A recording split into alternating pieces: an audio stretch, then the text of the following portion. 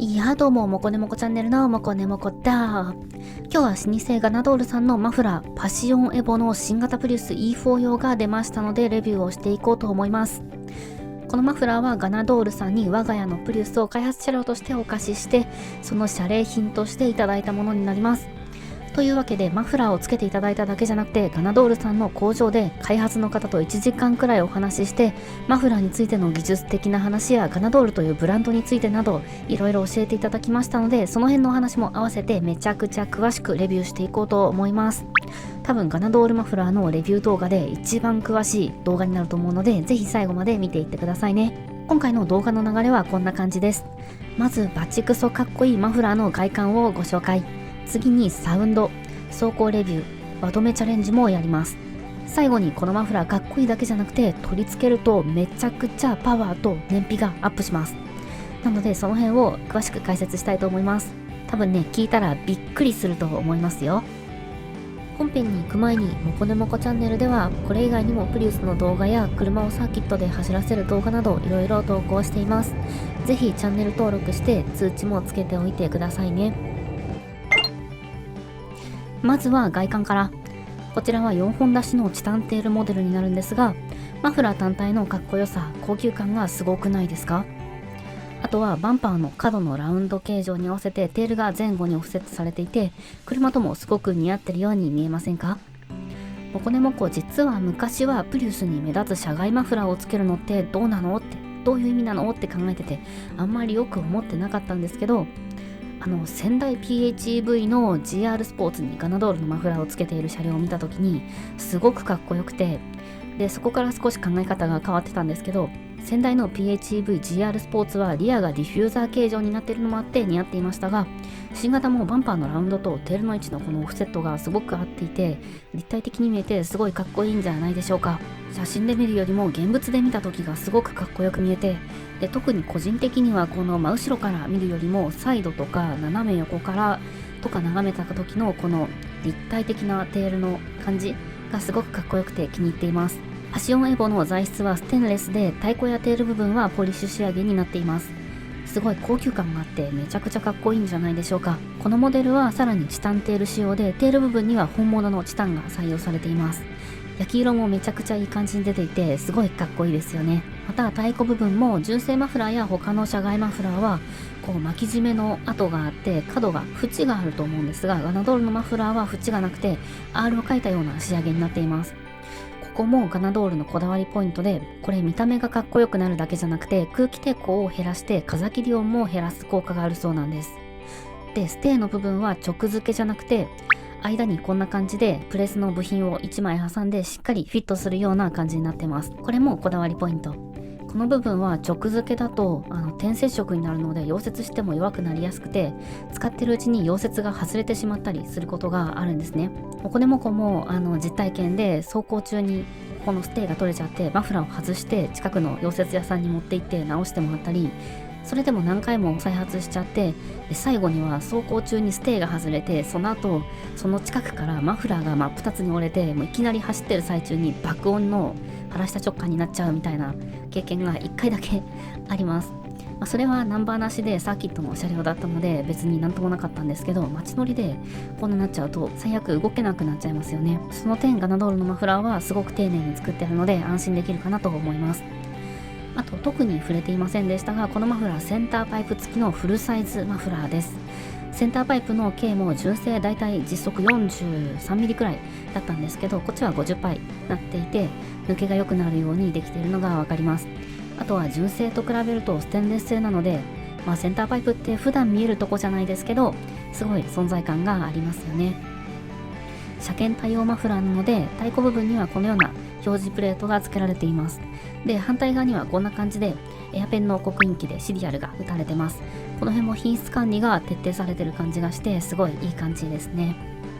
テール部分を後ろから覗くとフィンが見えます。このフィンは実は装飾じゃなくてスパイラルフィンといって、ガナドールマフラーに使われている技術 PBSS っていうのがあるんですけど、それの重要な要素の一つです。排気に渦を任せて引き抜くことで高回転域で排気抵抗を低減させる効果があるとのこと。マフラーの中の空気の流れだけじゃなくて、こう出ていった後にどうなるか、いかに引き抜くかっていうところまで考えているのはさすが老舗のマフラーメーカーといったところでしょうか。てか純粋にこれフィンが作りがすごい綺麗で後ろから見えるので所有の満足感がすごくないですか。続いてサウンド。ちなみにリミッターがかかっていて吹き上がらせることはできないので、空吹かしをして楽しむような車じゃないんですけど、一応比較でお聞きください。まずは純正から。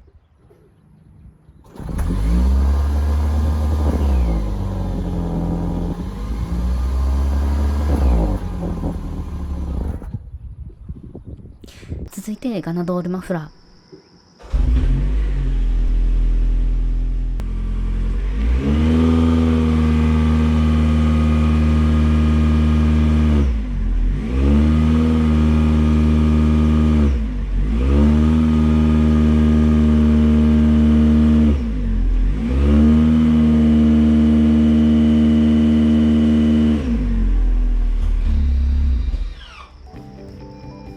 いかがでしょうか。吹けないのは相変わらずなんですけど、エンジンのサウンドがすごい低音によってジェントルな感じになっているのがわかるかと思います。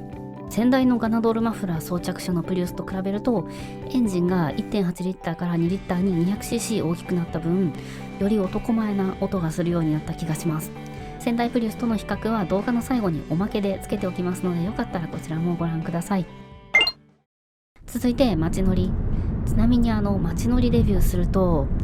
加速感がすごい良くなってて、真っ先にそっちをね話したくなっちゃうんですけど、性能に関してはこの後じっくりレビューしますので、まずはサウンドから。いかがでしょうか。車内で実際に聞いていると音量が大きくなったというよりは音質が低音寄りに変わったような印象で、うるさくなくて心地いい感じになってます。プリウスは THS2 で無段階変速もあって、普通に走っている分にはこう回転数が上がることなくて変速比だけ変えて車速がスーッと伸びていくような車なので、これくらいの回転域で音量がうるさくないっていうのはすごいいいポイントだなと思います。全開加速したりすごいやる気になっている時は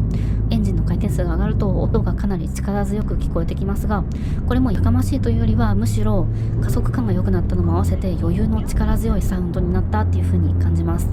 この領域では音量も少し大きく感じますが、でもやっぱりやかましくなったっていうよりかは音質がかっこよくなったっていう風に感じます。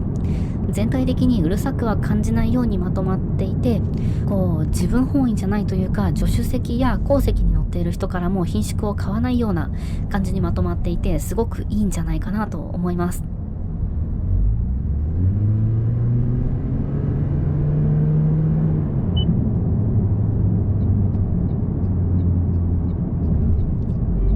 ちなみにスペック上で見るとアイドル時の音量は4デシベルしか増えていないんですが、低音が響くようになった分車の後ろ側にいると音量が結構増したように感じるかもしれません。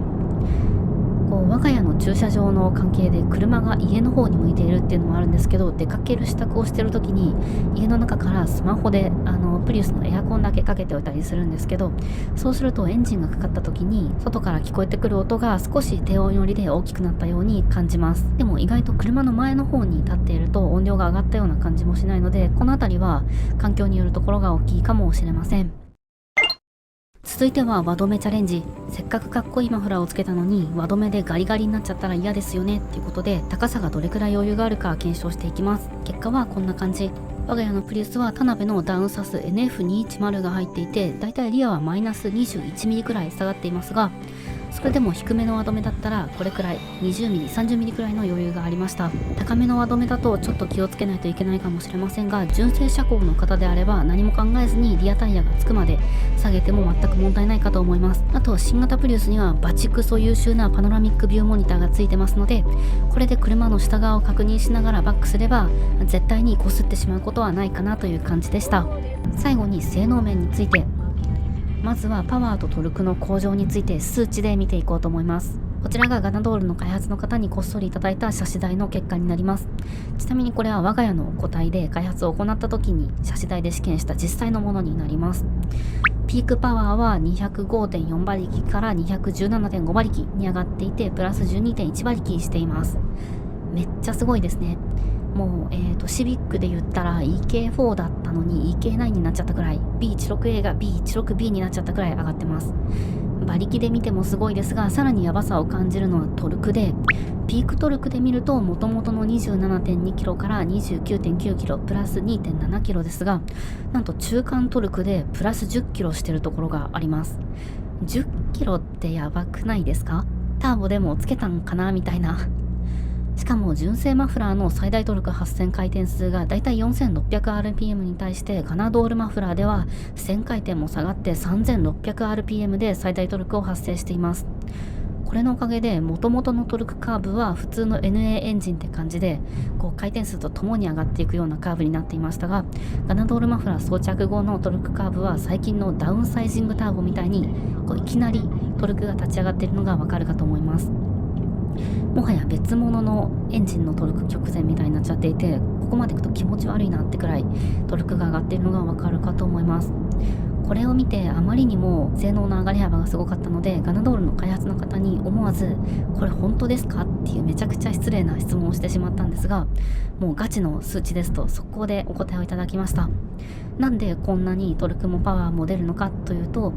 当然純正に比べて音量が上がっている分消音しなくていいというマージンを使ってパワーを稼いでいるっていうのはあるんですが、それでも内部構造に関してはかなり努力して工夫してこれだけの性能を引き出しているとのことでした。開発の方もこれほど真面目に作っているのはうちくらいのもんなんじゃないかっていうふうにおっしゃってました。内部構造としては基本的には直管になっていて、ピークパワーが出るようになっているんですが、排気の流量に合わせて低回転域では違う経路を通るようにすることで適度な排気抵抗を持たせてトルクも向上させているということでした。バルブなどはついていなくてパッシブでこういった機能を持たせてこれだけの効果を出しているっていうところは、本当に真面目に工夫して真剣に作られているっていうことの証なのではないでしょうか。実際このマフラーの開発にあたっても、初めにこのプリウスに積まれている M20A 系のエンジンが出てきた時に、老舗のガナドールさんなので、当然2リッターの直4って言ったら大体こんなもんでしょうみたいなノウハウは死ぬほどあったそうなんですが、それでも設計した後に現物の試作で4本くらい作って試験したというふうにおっしゃっていました。そして今回そこからさらに新型プリウス用に最適化を行って開発した後のこと。ついでにブランドとしてのガナドールさんについてもいろいろ教えていただいたので、ここでご説明したいなと思います。先ほどからガナドールさんと言ってるんですけど、実は会社名は松商さんで、マフラーのブランド名としてガナドールというものがあります。松商さんは1973年に設立されて、昔からトラックの純正マフラーを作っていたという老舗のマフラーメーカーになります。作っていたといっても製造だけを行っていたわけではなくて、完成車メーカーからの要求に合わせて設計試作製造まで全てを請け負っていたそう。そのためマフラーに関するノウハウはめちゃくちゃ持っていて、しかもこの純正マフラー時代からメーカーから求められた要件が気に入らなくて、もっといいものが作れると言って自分から勝手に作って持ち込んでいったりとかしていたそうで、その辺からもちょっと尖った感じというか、昔から性能へのこだわりみたいなものをすごく持っていたメーカーなんだなっていうのを感じます。そんな松商さんが1993年に立ち上げた自社のブランドがガナドールになります。だからメーカーとしては50年、ブランドとしても30年の歴史とノウハウを持った超老舗のマフラーメーカーってことになりますね。確かにモコネモコも以前98年製の初代シビックタイプ R の競技車両を使っていたことがあるんですけど、それにガナドールさんのマフラーがついていて、でモコネモコが乗っていたのは98年当時ではないので、いわゆる当時物のマフラーっていうことになるんですけど、それでもピッカピカでめちゃくちゃいい音するし、トルクもすごいしですごい気に入っていた記憶があります。ガナドールさんは広告とかにあまり力を入れてないので、ほぼほぼ口コミで評判が伝わっているような状態で、知名度がないのが悩みだというふうに開発の方がおっしゃっていて、確かにモコネモコからすればすごいマフラーで昔からおなじみのブランドだったんですが、ネットの広告とかで確かにガナドールって見たことないなって感じはして、そんなガナドールさんが今でも世にマフラーを出し続けているあたり、これが逆に品質や性能がすごいっていうことの証明になっているんじゃないかなというふうに思います。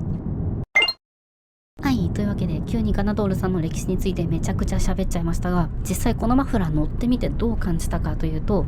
ガナドールさんの工場で取り付けが終わって初めてアクセルを踏み込んだ時に一瞬で加速が良くなっているのを体感することができました。踏み込んだ量に対して体を押し出される感覚が明らかに純正マフラーの時より増していて、で出足から良くなってるんですけど、先ほどのトルクカーブのグラフの通りに負荷をかけてエンジンの回転数が上がり始めたところで、さらにトルクがどんどんもりもり湧き出てくるのを感じました。